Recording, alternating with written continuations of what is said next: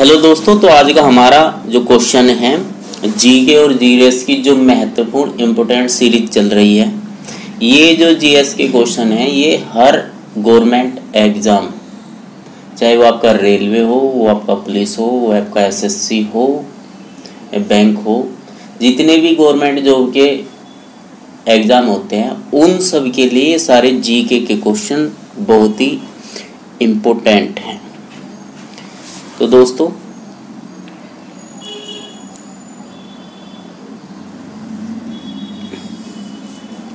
चलिए शुरू करते हैं। 2011 की जनगणना के अनुसार ग्रामीण भारत में निम्नलिखित में किस राज्य में सबसे कम अशोधित जन्म दर है? तो ऑप्शन फर्स्ट है पंजाब में, केरल में, असम में, आंध्र प्रदेश में। तो दोस्तों इसका जो राइट आंसर है हमारा, इसका राइट आंसर हो जाएगा आपका केरल राज्य। केरल राज्य में सबसे कम जन्म दर है। अगला जो क्वेश्चन है, प्रस्तावना के अनुसार भारतीय संविधान अपना अधिकार प्राप्त करता है। तो किस चीज़ से भारतीय संविधान अपना अधिकार प्राप्त करता है? तो ऑप्शन फर्स्ट है आपका कि वो भारत की जनता से प्राप्त करता है, भारतीय संसद से करता है, भारत के सर्वोच्च न्यायालय से या ब्रिटिश संविधान से। तो इसका जो राइट आंसर होगा वो होगा भारत की जनता से। जो भारत का संविधान है वो अपना अधिकार किससे प्राप्त करता है? भारत की जनता से। इसके बाद अगला जो क्वेश्चन है, 1498 में भारत पहुंचने वाले पहले यूरोपीय कौन थे? तो सबसे पहले यूरोपीय कौन थे जो भारत आए थे? ऑप्शन फर्स्ट है पुर्तगाली, सेकंड है अंग्रेज, थर्ड है फ्रांसीसी और चौथा है डेनिश। तो इसमें जो राइट आंसर है आपका वो हो जाएगा पुर्तगाली। पुर्तगाली सबसे पहले भारत आए थे। इसके बाद अगला जो क्वेश्चन है वो है, वर्ष की आयु से अधिक के प्रत्येक व्यक्ति को मोटरसाइकिल चलाते समय या उस पर यात्रा करते समय एक सुरक्षात्मक टोपी हेड गियर पहननी चाहिए। तो उसकी आयु कितनी होनी चाहिए?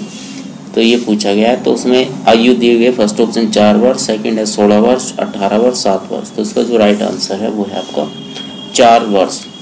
4 वर्ष की आयु का अगर बच्चा है तो उसे सुरक्षा की दृष्टि से पीछे बैठने पर भी एक टोपी पहननी चाहिए, हेड गियर बोलते हैं इसको। इसके बाद अगला क्वेश्चन है, सूचना अधिकार अधिनियम 2005 में कितनी अनुसूचियां हैं? तो उसमें कितनी अनुसूचियां हैं? 1 है, 5 है, 2 है, 4 है। तो उसमें अनुसूचियां कितनी है आपका? राइट आंसर हो जाएगा इसका 2 अनुसूची है उसमें। ऑप्शन थर्ड ये राइट आंसर है। इसके बाद अगला क्वेश्चन है, भारतीय संविधान की किस अनुसूची में केंद्र और राज्यों के बीच विधायी विषयों का त्रिस्तरीय वितरण उल्लेखित है? तो कौन सी अनुसूची है दोस्तों? जो संविधान की अनुसूचियां हैं वो एग्जाम के लिए बहुत इंपॉर्टेंट है, इसलिए आप संविधान की अनुसूचियों को जरूर याद कर लें। तो इसमें फर्स्ट ऑप्शन है तीसरी अनुसूची, 12वीं अनुसूची, 7वीं अनुसूची और 5वीं अनुसूची। तो कौन सी अनुसूची है? तो उसका राइट आंसर है 7वीं अनुसूची। 7वीं अनुसूची राइट आंसर है। अगला क्वेश्चन है, पादप के किस भाग को पौधों को खाद का कारखाना कहा जाता है? तो पौधे का वह कौन सा भाग होता है जिसे उसका कारखाना कहा जाता है? तो क्या है वो? तना है, जड़ है, पत्ता है, फूल है। तो राइट आंसर है आपका पत्ता। पत्ता होता है, पत्ते में ही तो भोजन बनता है। उत्तर प्रदेश बेसिक शिक्षा अधिनियम को कब अधिनियमित किया गया था? बेसिक शिक्षा अधिनियम, तो इसमें जो संदेह हैं 4 ऑप्शन दिए हैं। फर्स्ट ऑप्शन है 1972 में, सेकंड है 1962 में, थर्ड है 1986 में और फिर है 1950 में। तो आपको राइट आंसर बताना है कि कौन सा हो जाएगा। दोस्तों ये जो उत्तर प्रदेश में किया गया था ये किया गया था आपका 1972 में। इसके बाद अगला क्वेश्चन देखते हैं, 1864 में भारत में प्रथम वन महानिरीक्षक कौन थे? 1864 का पूछ लिया कि भारत में पहले वन महानिरीक्षक कौन थे? फर्स्ट ऑप्शन है माइकल तोसिंग, फिर है डाइट्रिच बैंडिस, फिर है ईपी स्टेमिंग, फिर है वेरियर एल्विन। तो उसका जो राइट आंसर है दोस्तों वो है डाइट्रिच बैंडिस। ये आपका राइट आंसर है। अगला जो क्वेश्चन है, निम्न से कौन सा मांसाहारी का एक उदाहरण है? तो इसमें मांसाहारी बताना है कौन सा है। तो मांसाहारी गैंडा नहीं, हिरण नहीं, कुआं नहीं, चौथा शेर मांसाहारी होता है। ये आपका राइट आंसर हो गया। चलिए आगे।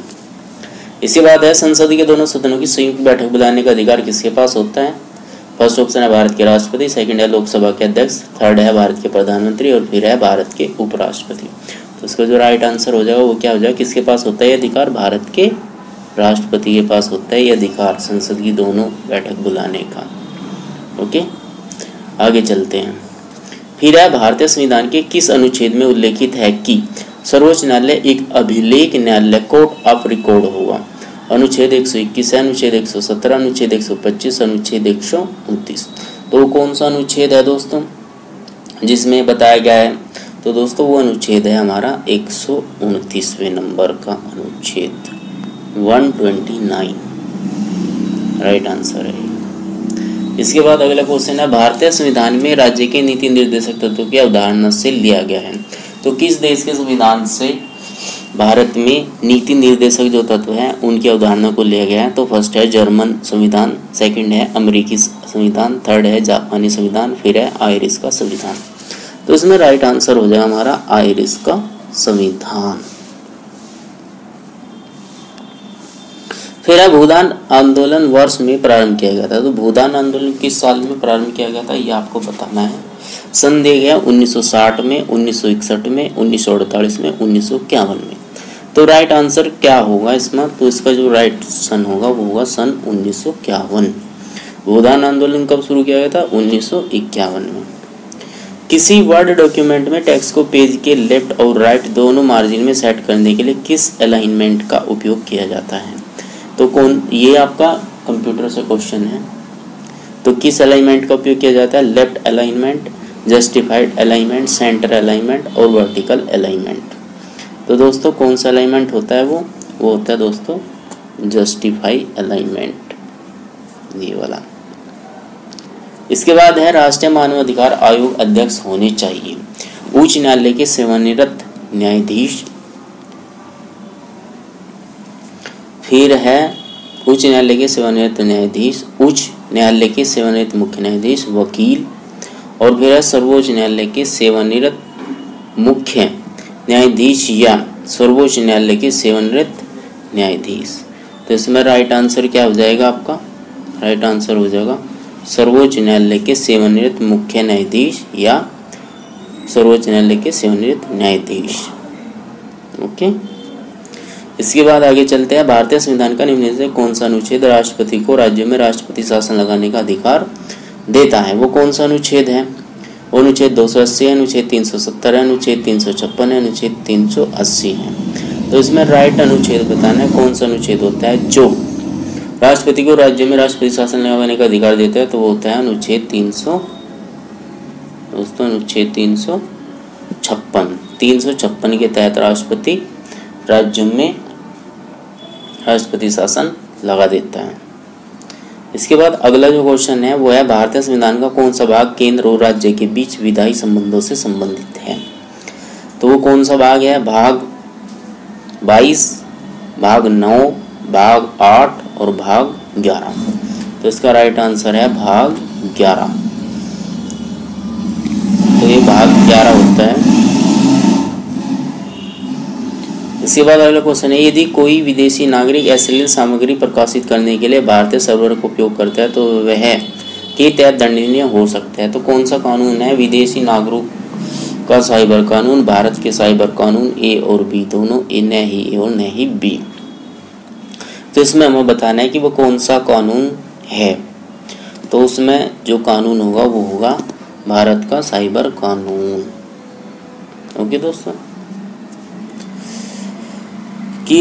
राष्ट्रीय कृषि उच्च शिक्षा परियोजना NAHEP विश्व बैंक और भारत सरकार द्वारा किस अनुपात में वित्त पोषित है, 50-50, 25-75, 40-60, 70-30। तो उसमें जो राइट आंसर होगा वो होगा दोस्तों 50-50, ये आपका राइट आंसर है। तो ये आपका राइट आंसर हो गया है। तो ये वेरी वेरी इंपॉर्टेंट क्वेश्चन है, एग्जाम में हर बार आते हैं ये। ओके दोस्तों, थैंक यू।